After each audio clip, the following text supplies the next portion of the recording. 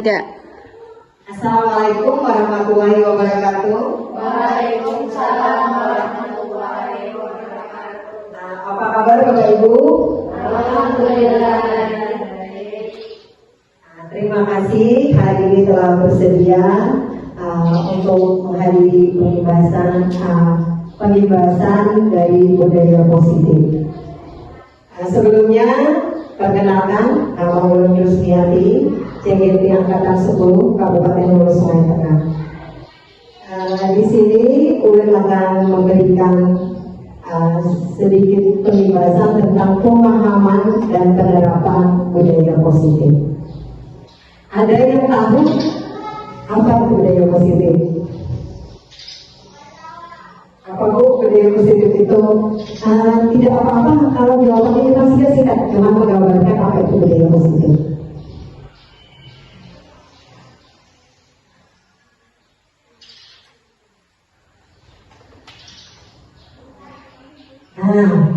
Budaya positif itu terkait dengan apa kemarin? Ada yang tahu kalau ada yang sudah membrowsing di PMMK tentang budaya positif?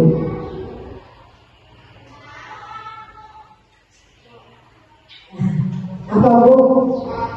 Budaya positif. Kita sedikit dulu mengingat-ingat kembali apa itu, ada yang tahu pemahaman tentang budaya positif?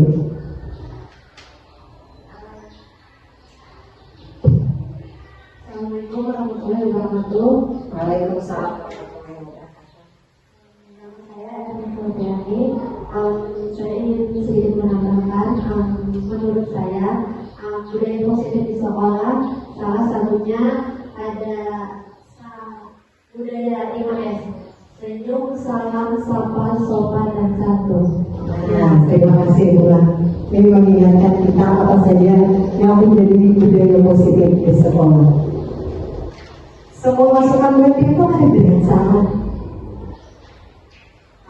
Yang penting kita saling mengingatkan. Oh, ini pengertian, ini salah satu dari budaya positif. Di sini Ulun memberi tugasan dari modul 1.4 ini tentang budaya positif. Ini bagian dari akhir modul 1.4 untuk memenuhi kewajiban membuat aksi nyata. Pada modul 1.4 ini tadi adalah tentang budaya positif, di mana budaya positif itu adalah nilai-nilai atau keyakinan-keyakinan dan kebiasaan-kebiasaan di sekolah yang berpihak pada peserta didik, yang dapat berkembang menjadi pribadi yang kritis, penuh hormat dan tanggung jawab. Nah, itu pengertian dari budaya positif tadi. Kemudian di dalam modul 1.4 tentang budaya positif ini ada beberapa hal yang akan kita kupas. Yang pertama adalah perubahan paradigma belajar. Yang kedua, teori motivasi, hukuman dan penghargaan serta restitusi. Kemudian keyakinan kelas. Kemudian kebutuhan dasar manusia dan dunia berkualitas. Kemudian restitusi atau 5 posisi kontrol. Kemudian restitusi segitiga restitusi. Yang pertama, pembelajaran dengan paradigma baru. Pembelajaran dengan paradigma baru merupakan pembelajaran yang dilanjutkan berdasarkan prinsip pembelajaran berdiferensiasi, sehingga para peserta didik belajar sesuai dengan kebutuhannya berdasarkan tahap teori psikologi modern untuk mewujudkan profil pelajar Pancasila. Dengan kita tidak asing sekarang mendengar pembelajaran berdiferensiasi.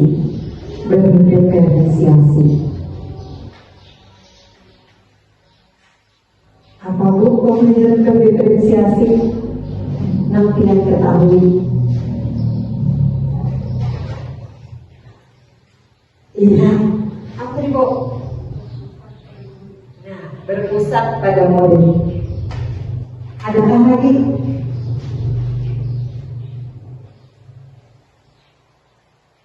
Pembelajaran berdiferensiasi. Ini adalah pengembangan atau dari masukan apa itu pembelajaran berdiferensiasi supaya kita ingat kembali.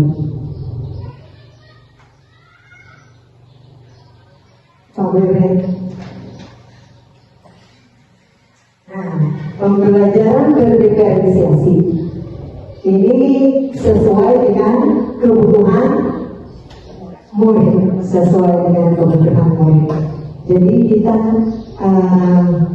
memiliki mulai di dalam di sekolah kita ini memiliki bermacam-macam atau karakteristik dari siswa kita.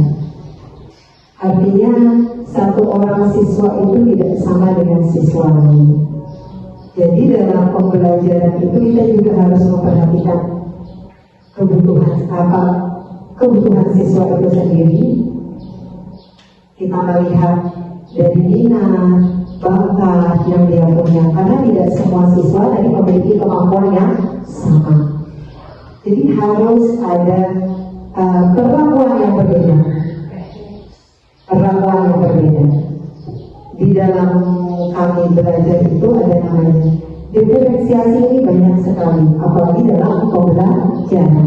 Diferensiasi kalau dalam pembelajaran itu ada diferensiasi konten, ada diferensiasi produk, kemudian proses, kemudian ada diferensiasi produk. Nah, jadi bermacam-macam diferensiasi itu di dalam pembelajaran saja. Apalagi jadi tadi, kalau sudah seperti itu maka kita harus melihat kemampuan murid kita. Jangan memperlakukan murid sama. Artinya disesuaikan dengan kemampuannya masing-masing.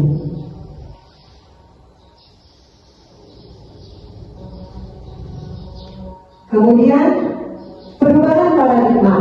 Ini yang pertama adalah perubahan paradigma.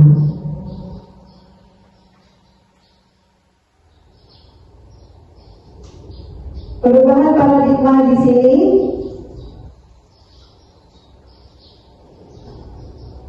ini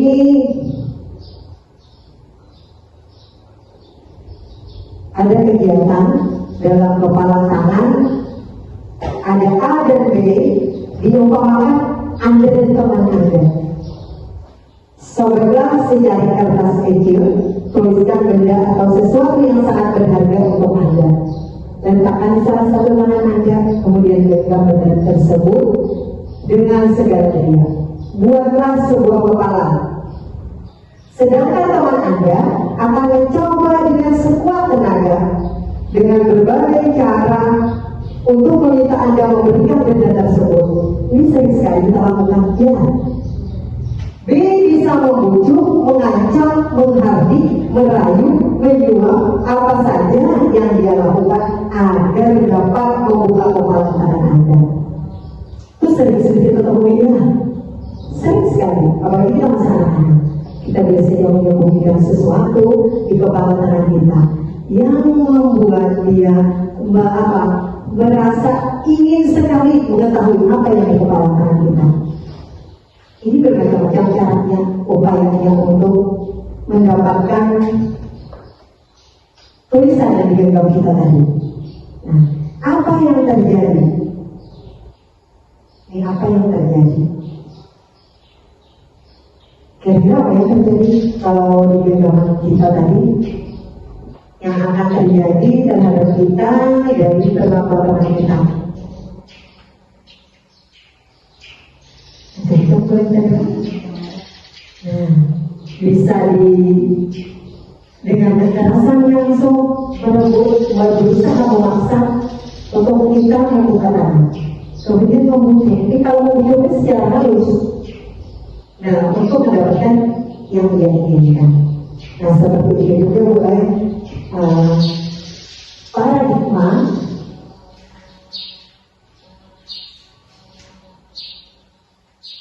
perubahan paradigma. Berbagai macam cara atau upaya yang dilakukan, bisa dengan mengancam dan bisa dengan menyuap pemilih-pemilih kita, bukan aja karena membujuk. Nah, itu kan salah satu juga upayanya. Kemudian kita lanjut miskonsepsi joy control. Ilusi guru Ilusi bahwa kritik dan membuat orang merasa bersalah dapat menguatkan karakter.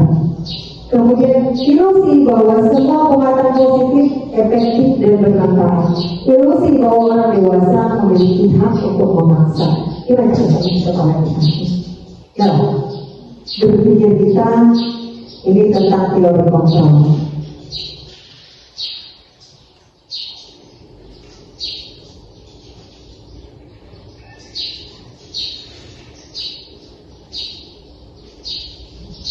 Guru mengontrol murid. Kadang-kadang memang kontrol ini selalu kita lakukan. Kita nggak selalu mengontrol murid. Kemudian kritik dan membuat orang merasa bersalah dapat menguatkan karakter. Ini menurutnya rasa apa saja tentang ini. Membuat orang merasa bersalah dapat menguatkan karakter.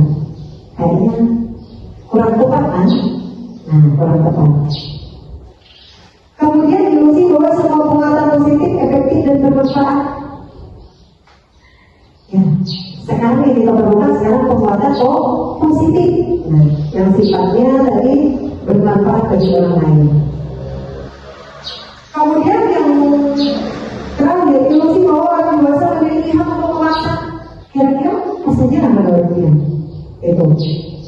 Nah, jangan juga kita jadi orang dewasa yang memaksakan kehendak aja ya. Nah, kayaknya yang untuk hak setiap orang dewasa memiliki hak untuk memaksa ini juga tidak tepat dilakukan. Nah, sekarang budaya positif ini tidak terlepas dari disiplin positif. Apa itu disiplin positif? Nah, disiplin positif ini berasal dari bahasa orang disiplin, bahasa Latin dan disiplina yang artinya belajar. Disiplin positif merupakan salah satu cara penerapan disiplin yang bertujuan menumbuhkan kesadaran serta memberdayakan peserta didik tanpa imbalan penghargaan, reward, ancaman atau hukuman. Ini kebiasaan kita, kebiasaan yang sering dilakukan untuk mendisiplinkan anak ini. Kadang-kadang hal yang keliru, reward salah satunya. Bila mau begini nanti ibu beri. Dia melakukan itu karena ada reward, ada yang dia inginkan. Ya, ini kita tuh berarti sudah keliru. Makanya di sini dalam pemahaman dan penerapan budaya positif ini kita sama-sama belajar bahwa bagaimana menciptakan disiplin positif yang betul. Jadi kita senang sekali memberikan reward. Kadang-kadang anak kalau tidak diberi reward, dia tidak akan melakukan. Nah, ini kan susah. Kemudian ancaman atau hukuman. Ya, ancamannya lebih sadis. Lebih sadis ancamannya atau hukuman. Ini mengarah kepada sudah keras. Kalau tidak begini-begini, nah, segitu akan ibu irikan. Ini kan sudah menjadi ancaman. Atau hukuman. Kalau tidak melakukan ini sesuai yang ibu suruh, maka kalian akan, misalnya, ya, dalam disiplin positif ini, contoh, kalau kalian datang terlambat, kalian harus lari keliling lapangan. Ini sudah menghukum. Hukuman ini mengarah ke fisik biasanya, ke arah ke fisik. Ini kita kalau perlu sebagai guru ini menghindari ya, untuk menciptakan disiplin positif dengan menghukum apalagi hukuman fisik. Jadi yang tidak ini sering sekali kita temui sudah. Apalagi zaman dulu yang pembelajaran masih jadi kebanyakan pembelajaran zaman VOC. Nah, sekarang guru tidak lagi seperti itu untuk menegakkan disiplin. Cari jalan lain yang tepat dan efektif. Kemudian nilai-nilai kebajikan.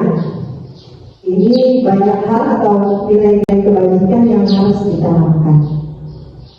Apa itu nilai-nilai kebajikan? Nilai-nilai kebajikan adalah sifat-sifat positif manusia yang merupakan tujuan mulia yang ingin dicapai setiap individu. Nilai-nilai tersebut bersifat universal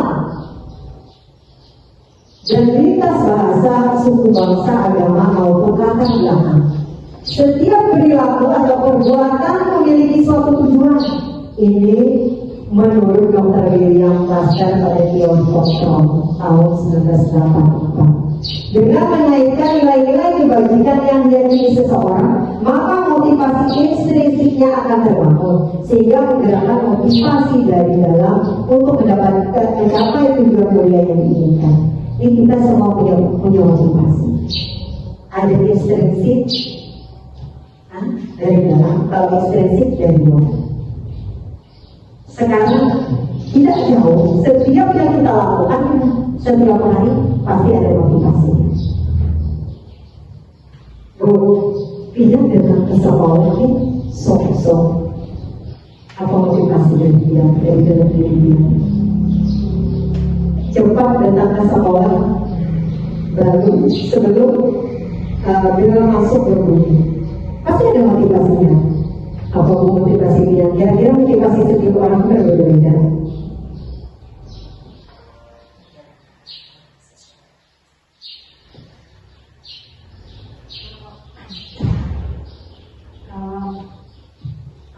Motivasi dari saya sendiri untuk mendidik anak agar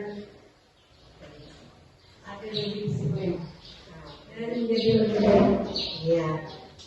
Ya, kamu kira-kira apa motivasinya? Pasti semua orang punya motivasi. Ya, ibu pun melakukan setiap orang pasti ada motivasinya. Motivasi dari dalam diri kita. Motivasi dalam diri kita inilah yang dinamakan motivasi intrinsik. Kalau ini udah mulai dengan sok-sokan dan dengan absen lambat, kayaknya tidak boleh dibutuh. Ini juga motivasi, ya lah, motivasi dalam diri. Udah mulai dengan sok-sok ke sekolah. Ini karena kewajiban dulu. Kamu datang jam sekian, pulang jam sekian. Udah tidak mau tanggung jawab dan kewajiban dulu itu tidak terpenuhi. Itu juga motivasi. Ya, ada lagi motivasinya begini.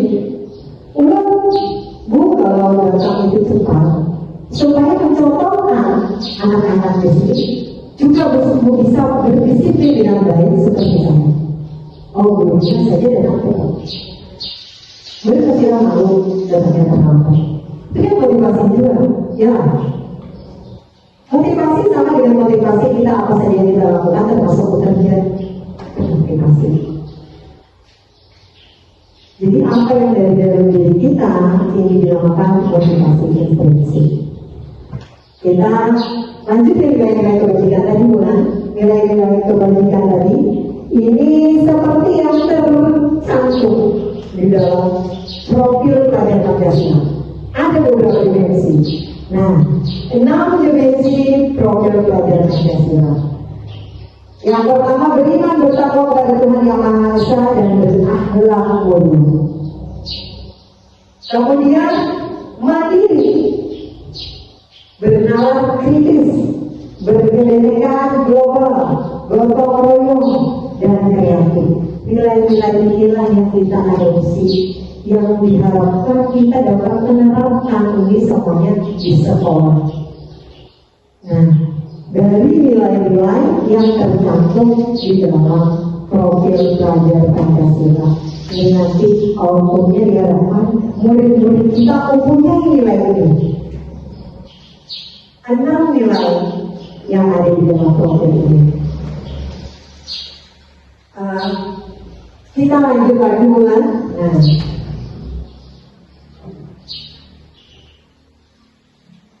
dari teori motivasi tadi, ini ada teori motivasi, hubungan dan penghargaan. Kemudian juga restitusi.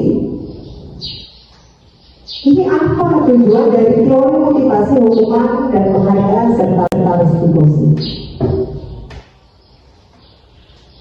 Ini yang pertama, untuk menghindari ketidaknyamanan hukuman apa yang akan terjadi apabila saya tidak melakukannya. Untuk menghindari ketidaknyamanan, takut ya kalau dihukum apabila saya tidak melakukan. Dia takut dihukum kalau tidak melakukan. Ini terpaksa deh. Ya, ini termasuk adalah motivasi eksternal dari luar motivasi ini. Kemudian yang kedua, untuk mendapatkan imbalan dari orang lain atau institusi. Apa yang akan saya dapatkan apabila saya melakukannya? Saya diberi reward, diberi imbalan, diberi hadiah kalau saya melakukan. Nah, ini termasuk juga motivasi eksternal di luar dari dirinya sendiri. Yang ketiga apa? Untuk menghargai dirinya sendiri. Ini kita harapkan motivasi itu sebaiknya dari dirinya sendiri. Kalau dari dirinya sendiri itu pasti hasilnya akan baik.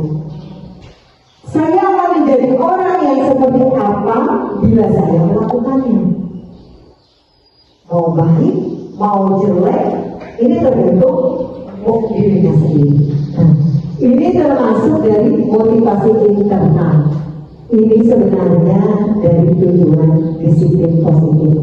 Motivasi internal inilah yang dicari, yang seharusnya dimiliki. Nah, jangan motivasi dari luar. Mau baik tapi karena ini. Karena ada sesuatu yang diharapkan bukan? Sesuatu yang diharapkan imbalan. Makanya jadi jalur kita kadang-kadang ini ada juga yang keliru dalam tindakan kita sebagai orang dewasa untuk mendisiplinkan anak. Suka mengiming-imingi hadiah, suka mengiming-imingi reward, maka itu yang akan selalu dituntut. Tidak motivasi dari dirinya untuk melakukan itu, tapi motivasi eksternal dari luar dirinya. Karena ada sesuatu yang ingin dia capai, maka dia melakukan itu. Nah, sekarang bagaimana caranya kita menemukan motivasi dirinya sendiri? Kemudian dari teori motivasi, hukuman dan penghargaan serta restitusi ini ada beberapa hal, terutama hukuman ini. Di dalam hukuman tidak terencana, tiba-tiba murid tidak tahu apa yang akan terjadi atau tidak dilibatkan, kemudian bersifat satu arah berupa hukuman fisik atau psikis.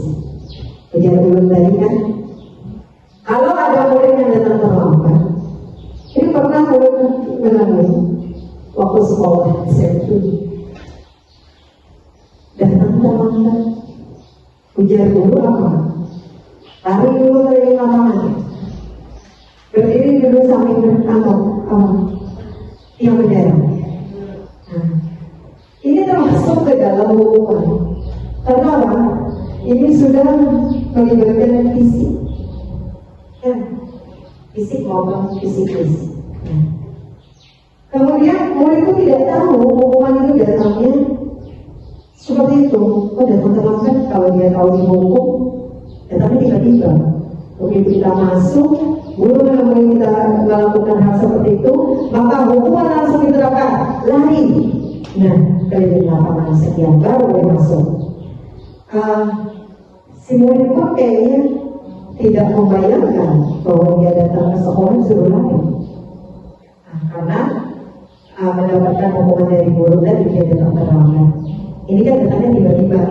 Hukuman ini tidak terencana atau tiba-tiba.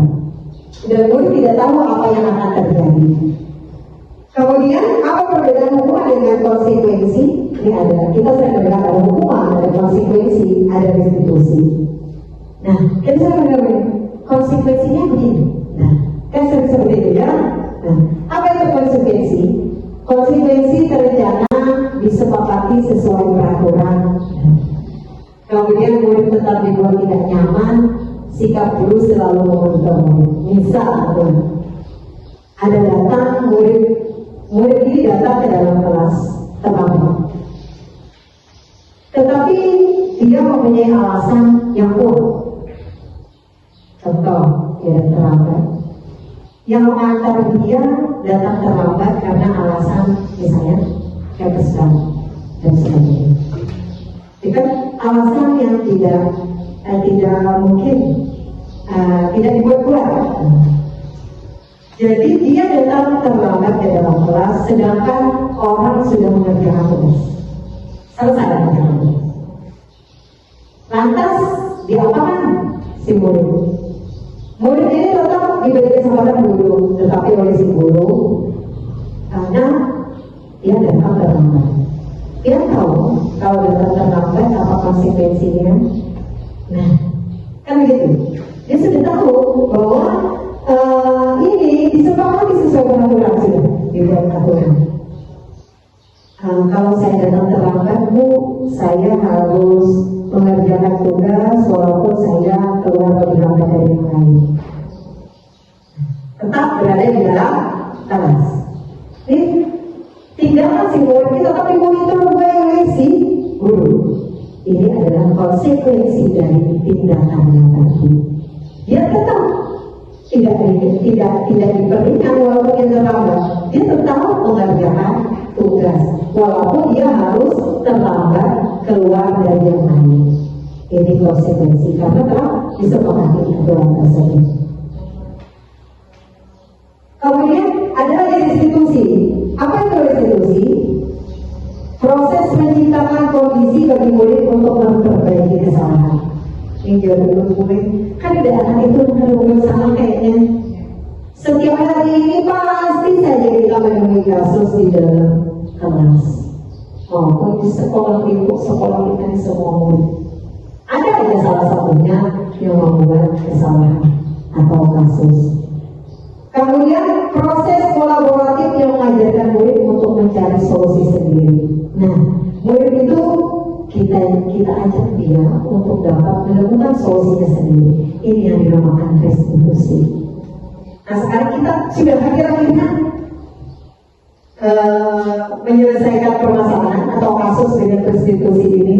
Nah, untuk lebih jelas ya kita kasih satu persatu apa saja yang dibahas di dalam modul 1.4 ini tentang budaya positif. Jadi pelajar ini juga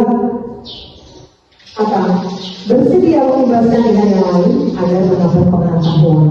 Jadi kalau ibu belajar di modul itu pasti harus dijelaskan. Jadi kalian kalau suatu saat jadi belum menggerak, jadi ibu harapkan yang akan datang ya harus terus mengikuti kegiatan ini. Jadi tidak lagi tahu sudah apa ini.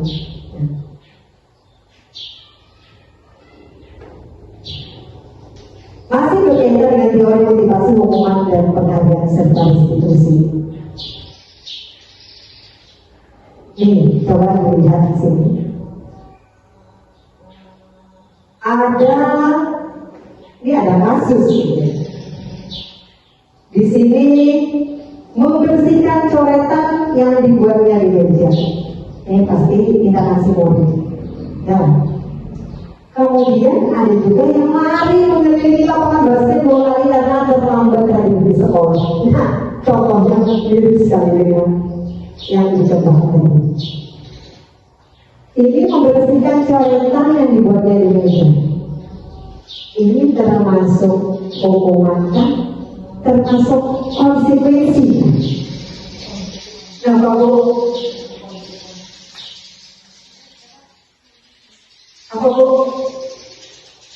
hukuman kan konsekuensi. Membersihkan coretan yang dibuatnya di meja. Nah, itu adalah termasuk konsekuensinya. Nah, konsekuensi. Kemudian yang kedua, lari mengelilingi lapangan basket 2 kali karena terlambat hadir di sekolah. Termasuk apa, Bu? Lari mengelilingi lapangan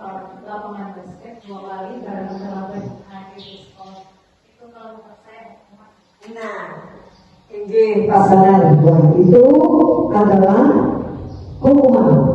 Kalau menurut ibu yang pertama tadi, membersihkan jabatan yang dibuatnya di meja termasuk konsekuensi. Artinya sudah disepakati aturan hukum. Siapa yang mencoret meja, dia yang membersihkan. Ya, itu sudah disepakati.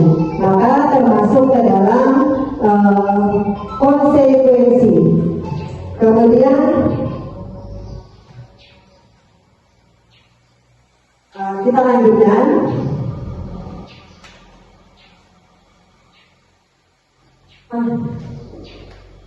Menurut Kon, beberapa pernyataan dari hasil pengamatannya selama ini tentang tindakan memberikan penghargaan yang nilainya sama dengan menghukum seseorang. Apa yang dilakukan dari pernyataan Kon tersebut yang tindakan yang memberikan penghargaan nilainya sama dengan menghukum seseorang? Berarti tidak baik, ya? Artinya memberikan penghargaan tapi sama dengan menghukum seseorang. Penghargaan tidak efektif. Kemudian penghargaan merusak hubungan. Penghargaan menurunkan kualitas. Kemudian penghargaan mematikan kreativitas serta penghargaan. Ini yang terakhir, penghargaan menghukum. Kelima tindakan ini tidak bagus dilakukan karena menurut Kon di sini adalah memberikan penghargaan tersebut nilainya sama dengan menghukum seseorang.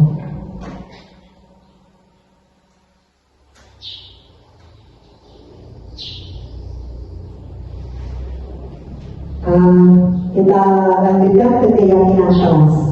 Ini semua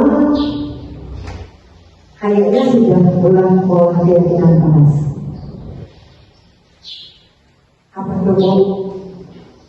Keyakinan kelas itu apa menurut dia dulu? Menurut dia tidak usah ada waktu. Menurut dia apa keyakinan kelas?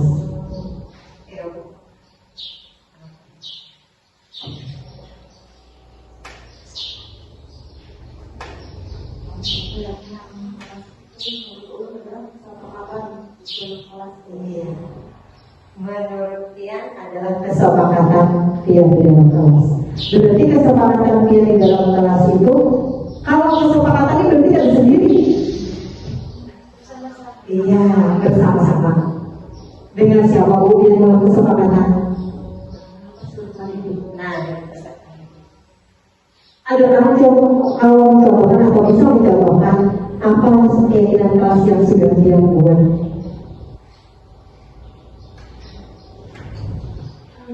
Contohnya seperti sepakat untuk sama-sama tepat waktu masuk ke dalam kelas di waktu jam pelajaran sebelum dimulai sudah siap tepat waktu masuk ke dalam kelas. Kemudian menyepakati setiap tugas selalu dikerjakan ketika ada PR maupun tugas di dalam kelas. Itu contoh dari keyakinan kelas. Mungkin keyakinan kelas dia berbeda-beda. Kalau misalnya ada yang keyakinan kelas di kelas mereka begini, ada yang keyakinan kelas di kelas ini begini.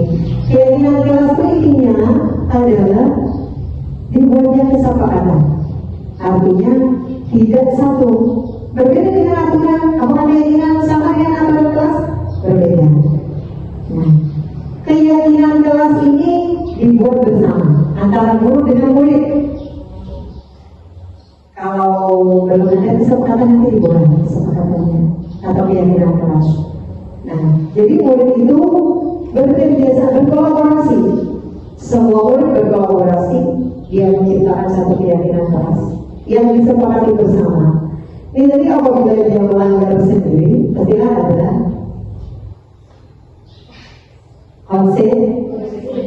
konsekuensinya.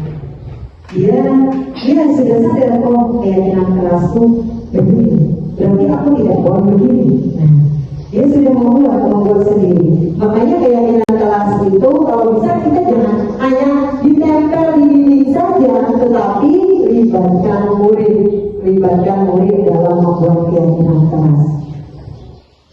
keyakinan kelas ini pasti berbeda dengan peraturan kelas. Kalau aturan kelas ini biasa dibuat oleh siapa aturan kelas? Guru. Nah, guru yang membuat. Tidak melibatkan murid. Nah, aturan kelas. Aturan dengan keyakinan ini berbeda. Di sini keyakinan kelas bersumber dari nilai-nilai positif yang dimiliki murid. Kemudian harapan yang diinginkan murid dan harapan guru pada murid. Keyakinan kelas berupa kalimat positif, tugas, mudah dipahami dan bisa ditinjau untuk dikembangkan. Makanya dalam membuat keyakinan kelas, Bapak-Ibu jangan sampai membuat kata yang tidak positif. Kalau tidak positif artinya jangan atau tidak. Ini kan kata yang tidak positif. Ubah dulu katanya menjadi kalimat positif. Baru nanti kita bicarakan lagi dengan siswa apakah ini disepakati. Kalau disepakati, nanti kalau sudah disepakati bersama poin-poinnya, nanti di print atau ditulis, kemudian dijaga di dinding supaya mengingatkan semua warga kelas bahwa itu adalah keyakinan kelas sampai tahun ini. Keyakinan kelas adalah sesuatu yang diyakini bersama yang berasal dari penyatuan pikiran untuk menjadi nilai-nilai kebaikan untuk diturunkan di kelas-kelas. Ini berasal dari mereka, pemikiran mereka, dari diri mereka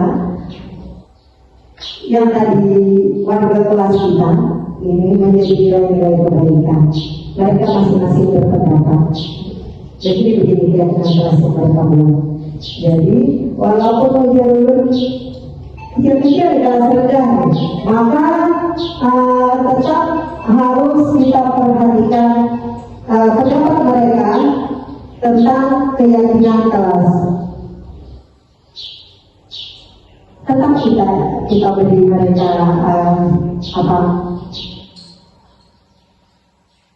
respon yang baik. Kalau mereka ingin berpendapat walaupun kecil, orangnya kecil masih, tetap mereka juga menginginkan hal-hal kebajikan apa yang mereka miliki untuk dijadikan keyakinan kelas mereka.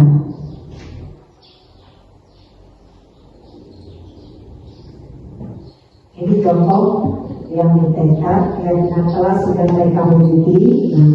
Kemudian manusia juga memiliki 5 kebutuhan dasar. Apa saja kebutuhan dasar manusia? Yang pertama, kebutuhan akan bertahan hidup. Kemudian kasih sayang dan rasa diterima.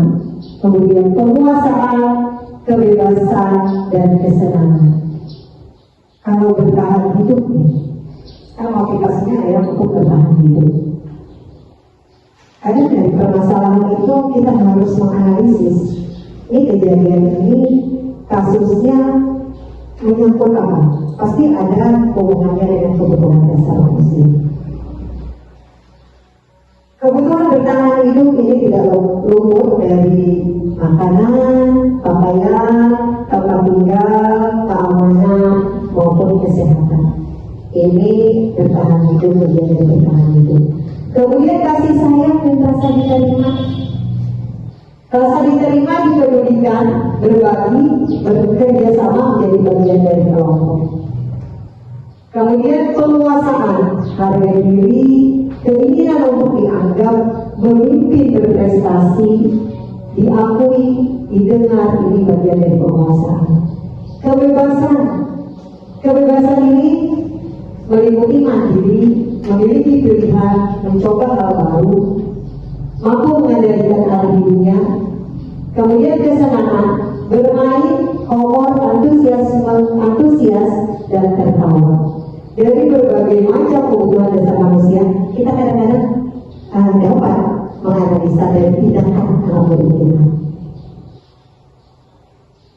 Ada kira-kira kejadian salah satunya apa?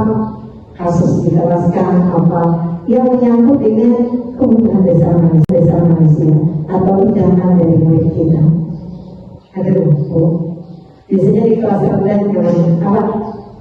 Enak untuk menganalisis ini kelas tadi begini anaknya. Biasanya yang saya temui di kelas, biasanya untuk peserta didik sulit untuk duduk, dia ingin kesana kemari, bosan lah duduk atau belajar ini bermain, itu yang saya lihat.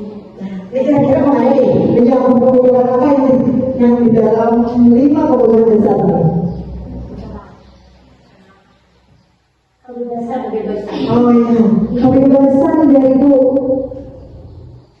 iya termasuk ke dalam kebebasan dia suka bebas, tidak suka apa yang bahasa kita diarahkan begini kemauan sesuai dengan kemauan kita, hanya duduk saja untuk mengikuti pelajaran dan diam, tidak bisa. Mungkin anak ini kebutuhan dasarnya adalah kebebasan, senang dengan kebebasan. Kemudian ada juga mungkin yang ditemui di kelas rendah selain itu, terutama di kelas 1, minta disayang. Ini ada juga kebutuhan dasarnya, rasa kasih sayang dan rasa diterima. Nah, ibaratnya bisanya begini. Ternyata dia kebutuhan dasarnya yang dia inginkan adalah kasih sayang dan rasa diterima. Ini yang 5 ini kita harus tahu dulu kebutuhan dasar. Makanya sudah tahu kalau guru itu tahu kebutuhan dasar manusia, ini mudah sekali menganalisa atau menganalisis tindakan atau dari murid kita ini apa yang Kemudian kita juga sebagai seorang guru harus tahu posisi kontrol. Tadi 5 kebutuhan dasar, sekarang 5 lagi, 5 posisi kontrol kemudian.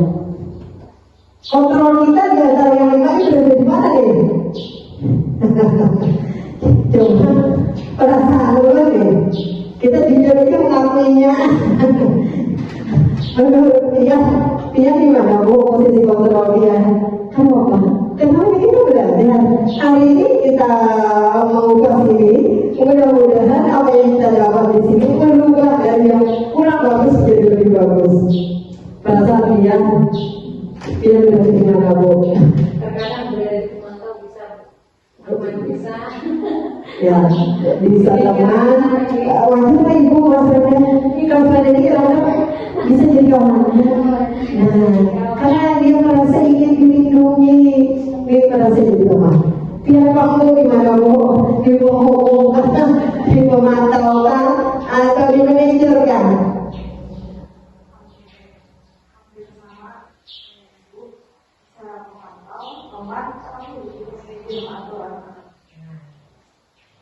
Jadi Bapak Ibu di dalam budaya positif ini juga dikupas tentang 5 posisi kontrol dulu. Jadi kadang-kadang kita tidak tersadari setiap tindakan kita adalah mencerminkan di mana posisi kita berada. Ya, kita berada di pokok kita. Bila di pokok tadi ya, tindakannya berhubungan erat dengan fisik dan psikis. Kemudian berada di pembuat rasa bersalahkah kita? Kemudian sebagai teman, sebagai pemantau, atau sebagai manajer. Nah, kelima-limanya ini pasti salah satunya kita berada di mana? Ini pasti sudah ada, mungkin kita tidak ada di antara yang 5. Nah, karena ini merupakan bagian dari posisi kontrol dulu. Jadi kita menempatkan diri kita terhadap murid kita ini di sekolah. Kalau sebagai penghukum saja, kayaknya nih kalau sebagai penghukum datang murid dengan melakukan kesalahan, kita langsung memberikan hukuman. Ini kalau guru penghukum ini kita disenangi lah. Pastilah kurang disenangi murid-murid kita. Dan kalau bisa posisi penghukum ini kalau bisa dihindari. Karena apa? Dari bulan murid nih, walaupun dia usia sekarang, mana boleh gurunya yang suka menghukum, dia akan ingat. Contoh ingat bulan kuliah sekolah lagi SD itu ingat. Ingat apa yang dilakukan guru? Apa yang dilakukan guru saat itu terhadap murid? Jadi kalau yang tidak baik itu mudah sekali kita ingat. Dan ingatan itu tidak bisa kita hapus seperti menghapus pesan WhatsApp. Ya, hal mudah. Ini akan di memori tersimpan lama. Jadi kalau bisa posisi pembuku ini kita hindari. Kemudian pembuat rasa bersalah, ya kalau pembuat rasa bersalah, begini. Nah, jangan lagi melakukan hal ini. Dia tidak kasihankan dengan ibu. Dengan kata-kata kita yang seperti itu, mereka seolah-olah merasa bersalah dalam melakukan tindakan tersebut. Rasa tidak enaknya di dalam dirinya, ya Bu? Nah, tidak merasa bersalah. Ini juga tidak bagus di posisi kita sebagai guru belajar. Kemudian sebagai teman dari guru, nah ini sering sekali jadi sebagai teman. Bagaimana sebagai teman? Sebagai teman tadi, kita selalu berusaha untuk melindunginya. Dia akan terlindungi kalau dengan kita. Tapi nanti tidak efektifnya. Dia selalu ketergantungan, dia tergantung dengan kita. Akhirnya apa? Kurang kita. Kalau dia selalu tergantung dengan kita, dia kurang menghargai dia lalu. Dia merasa kita menguntungkan bagi dirinya. Ya. Nah, jadi posisi ini berkaitan juga. Kemudian pemantau ini banyak yang melakukan seperti ini. Nah, ini sering sekali ya. Menjadi berhormat itu sebagai pemantau bisa. Nah, ya, kalau pemantau ini begini, sambil terus dimonitor aja sambil dipantau. Akan tetapi ada dari kelima ini yang paling efektif adalah posisi kita berada di posisi manajer. Nah, ini yang harus sangat diharapkan. Guru berada di posisi manajer. Nah, ya, posisi manajer tadi. Nah, coba Bu kalau berada di posisi manajer, kita membimbing anak-anak melakukan tugasnya, jadi kelas cara belajar atau cara dia menyelesaikan masalah, nah itu tidak membimbingnya sehingga dia bisa melakukan atau menyelesaikan masalah atau tugasnya. Artinya kita hanya sebagai pembimbing, anak sendiri yang akan menemukan dari menemukan solusi dari permasalahannya sendiri. Nah, ini pas dan sudah tepat yang sebutkan. Itu yang diharapkan dari seorang guru, menjadi seorang manajer bagi anak didiknya. Bukan memposisikan dari yang obat ini kalau bisa. Nah, karena harapannya guru ini bisa menjadi manajer yang baik bagi muridnya. Artinya murid ini akan dibimbing. Nah, bagaimana dia dapat menyelesaikan dari permasalahannya sendiri. Tanpa harus kita melakukan hal-hal yang kurang bagus, terutama menghukum si anak. Kemudian dari 5 posisi kontrol ini ada sebuah video ya tentang bagaimana kita memposisikan 5 posisi kontrol. Jadi kalau kita sudah bisa memiliki posisi kontrol berada pada manajer ini sudah sangat tepat sebagai seorang guru. Terutama nanti apabila di dalam kelas kita atau sekolah kita ini menemui permasalahan atau kasus-kasus. Dia adalah berisi kasus di dalam kelas yang membutuhkan penanganan. Ini pasti kelas rendah maupun kelas tinggi, ini pasti ada kasus yang anak lakukan. Bisa dulu namanya di sekolah dasar ini, kasus itu sangat banyak yang kita temui. Apa bu kira-kira kasus kelas rendah dulu mudah-mudahan apa bu kasus Biasanya kalau di kelas satu khususnya ikut belajar, jadi yang mampu mengikuti bisa menangis. Ada mampu mengikuti sehingga dia menangis. Jadi kasus juga dari kita. Kemudian bagaimana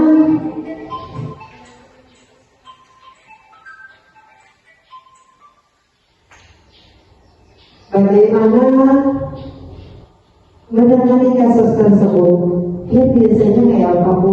Apakah melakukan tindakan atau langkah-langkah segitiga restitusi? Pernah dia dulu mendengar segitiga restitusi?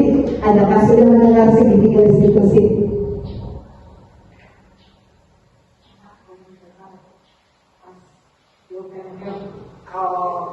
Ibu pernah mendengar restitusi pas di PMM pelatihan ambil di PMM tentang segitiga restitusi. Di kita mulai menemui kasus, tapi kadang-kadang memecahkan atau mencarikan solusi menyelesaikan kasus tersebut, kita harus beraturan, tidak beraturan tahapannya. Ulur belajar di sini, oh ya segitiga restitusi, baru tahu itu segitiga restitusi dalam penyelesaiannya. Jadi segitiga restitusi itu adalah langkah-langkah kita dalam menyelesaikan suatu permasalahan atau kasus yang kita hadapi di sekolah. Terutama dalam diri kita. Apa yang segitiga restitusi ini? Apa saja yang terdapat di dalam segitiga restitusi ini langkah-langkahnya? Yang pertama, menstabilkan identitas. Ini langkah pertama. Kemudian yang kedua, validasi tindakan yang salah. Yang ketiga, menanyakan keyakinan. Nah, jadi jalur tadi ada salah. Kalau keyakinan itu harus ada, nilai-nilai kebajikan itu harus ada sudah yang tertanam di diri anak. Ini nanti kalau dalam menyelesaikan sebuah permasalahan, ini dengan menggunakan segitiga restitusi ini akan sangat mudah. Pertama, menstabilkan identitas. Ini kayak apa menstabilkan identitas? Kita pasti dengan anak ini. Kita tanya dulu kasusnya apa. Oh ini kan ibu ini pernah juga. Ibu pernah juga seperti dia melakukan kesalahan seperti dia. Nah, ini setiap orang pasti pernah melakukan kesalahan. Ini bagian dari menstabilkan identitas. Kemudian apa lagi? Kamu bukan satu-satunya yang pernah melakukan kesalahan ini, kan? Nah, orang lain pun pernah, ini juga pernah. Ini salah satu dari bagian menstabilkan identitas. Ini jangan sampai tertinggal. Kalau kita menangani kasus, kalau anak yang sampai menstabilkan identitas dari bulan, mulai sekarang kita sama-sama belajar. Bagaimana menangani kasus dengan menggunakan segitiga restitusi. Nah, kalau kita sudah terbiasa menangani kasus dengan segitiga restitusi, langkah-langkah seperti ini, ya akan mudah setiap kasus yang kita hadapi. Kemudian yang kedua, validasi tindakan yang salah.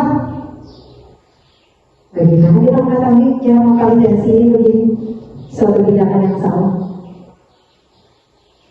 Kamu tentu punya alasan mengapa melakukan ini.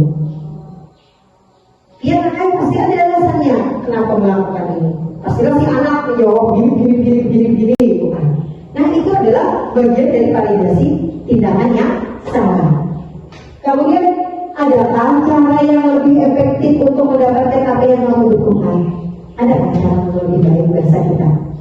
Nah, dia inginnya begini. Kita bertanya balik, apakah ada cara lebih baik dari ini? Nah, dia akan pasti juga menjawab. Dia akan menggali, oh ada bu, dengan begini.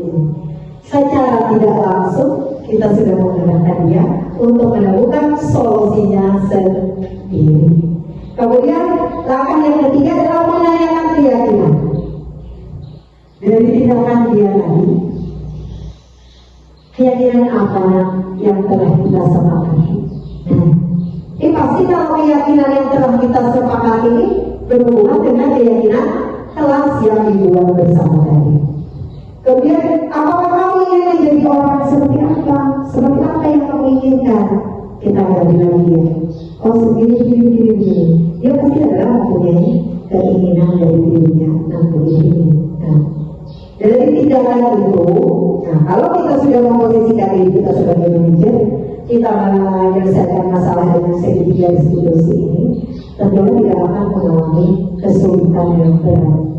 Ya, mudah sebenarnya, akan tetapi kita sering tidak mengetahui struktur atau susunan langkah-langkahnya yang tepat dalam menjalankan segitiga distribusi.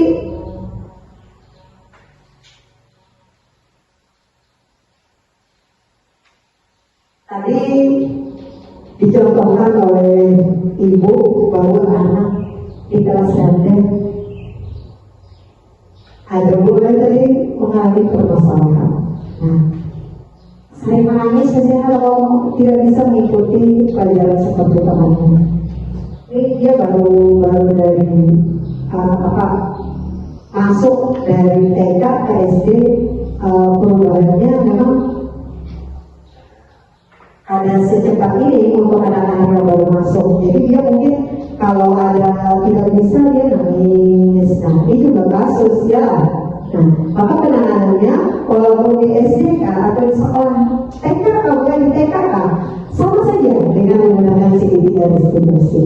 Kan kita tidak hanya sebagai dari guru, orang tua pun juga menggunakan segitiga distribusi. Belum ada kasus yang pernah tangani dengan setidaknya menggunakan langkah-langkah ini di kelas yang lebih tinggi.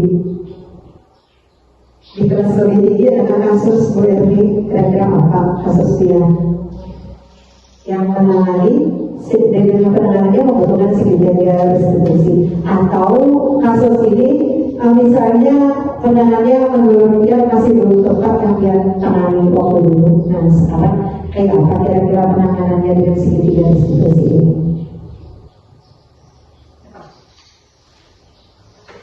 Baik seadanya aja. Pian misalnya kasus Pian, anak Pian pernah apa itu di kelas tinggi apa kemudian kasus Pian yang Pian alami yang dilakukan siswa di dalam kelas, benar kasus ini jadi pengalaman kasus, jadi di dalam kelas kasus, ya itu kasus terus kasus. Nah, ya kira-kira menurut dia dahulu kayak apa? Kalau dengan segitiga distribusi ini, kira-kira penerapannya menurut dia bisa dilaksanakan. Nah, menurut dia sudah tahu dari langkah-langkah saja, langkah-langkah yang di dalam segitiga distribusi. Nah, kalau nanti diterapkan di dalam kelas kita dalam pembelajaran kayak apa kira-kira? Menurut dia aja kayak apa? Ada usaha kayak apa kalau dengan segitiga distribusi ini? Mungkin gue yang jadi. Nah, kita lihat. Sangat banyak permasalahan di kelas tinggi. Salah satunya ada siswa baru yang masuk, kemudian mengajak teman-temannya untuk bolos. Salah satunya permasalahan pertama. Kemudian permasalahan kedua ada siswa yang sering terlambat sekolah, masuk ke kelas. Ini setelah mempelajari ini, kira-kira apa yang dia lakukan dengan penerapan? Saya menyelesaikannya, salah satunya yang seperti siswa yang terlambat, saya memanggilnya, membicarakannya apa permasalahan siswa tersebut, kenapa jadi sampai terlambat masuk ke sekolah, didiskusikan dengan siswa tersebut dan menemukan permasalahannya dan diberikan solusi yang terbaik. Nah, selama ini kita mulai menangani itu sering kenapa? Iya, apa aja. Jadi sekarang kita posisikan diri kita sebagai manajer, kemudian kita menangani kasus ini dengan segitiga institusi. Artinya kita menstabilkan diri kita, tidak akan bersikap sendiri. Kenapa dia melakukan kesalahan itu? Kemudian kita validasi tindakan yang salah tersebut. Nah, dan apa alasannya dia melakukan itu? Kemudian kita tanyakan keyakinan apa yang dia yakini. Dan dia melakukan kesalahan tersebut, seharusnya ulun tidak begini karena tidak bagus dan sebagainya. Maka dia usaha apa yang dia lakukan untuk memperbaiki dirinya. Ini akan timbul sendiri dari dirinya. Bagaimana dia mencara memperbaiki dari permasalahan tersebut, mencari solusi. Ini bukan harapan yang dilakukan dengan menggunakan segitiga institusi seperti itu. Jadi bukan kita yang mencarikan solusi, tapi dia yang menemukan solusi atas permasalahannya sendiri. Dia yang menemukan, jangan kita yang mencarikan. Kalau kita yang mencarikan, ini bukan sebagai manajer ya, dan bukan segitiga restitusi ini yang kita terapkan. Dia akan menemukan sendiri solusi dari permasalahannya. Jadi manajer ini sebenarnya sangat mudah kita sebagai guru untuk menerapkan posisi ini berada pada diri kita dalam mendidik anak-anak kita merasa. Kemudian kalau sudah penerapan segitiga institusi ini sudah berjalan dengan baik, maka tadi kita memposisikan diri kita, keyakinan kelas sebagai posisi kontrol guru yang baik, kemudian keyakinan kelas sudah dibuat, kemudian kalau ada permasalahan menggunakan segitiga institusi, insya Allah mengapa yang kita harapkan bagaimana sekolah ini menjadi aman, nyaman bagi siswa-siswa kita pasti akan tercapai. Ya, menurut dia kalau sudah kita jalankan dari bagian dari budaya positif ini, disiplin positif, ya, sampai kepada penerapan segitiga institusi. Kira-kira bagaimana kalau semuanya ini sudah kita jalankan dengan baik, hasilnya sesuai dengan kayak apa? Kayak harapan dia. Kalau sudah ini kita pelajari, kira-kira kalau diterapkan di dalam kelas dan di sekolah kita akan seperti apa?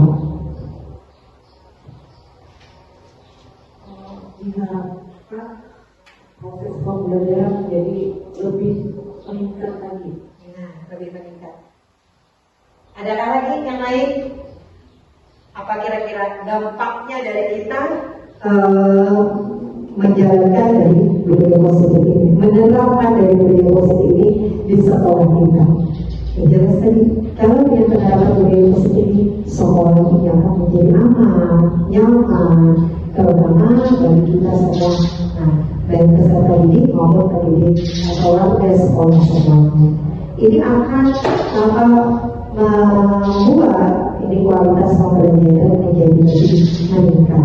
Ini dari harapan dari semua orang agar kualitas pembelajaran kita menjadi meningkat. Mungkin ini saja yang dapat saya sampaikan dari pemahaman dan penerapan budaya positif di sekolah. Jadi apa yang ulun sampaikan hari ini, mudah-mudahan kita dapat sama-sama belajar agar hal ini dapat diterapkan di sekolah kita. Sebelum dan sesudahnya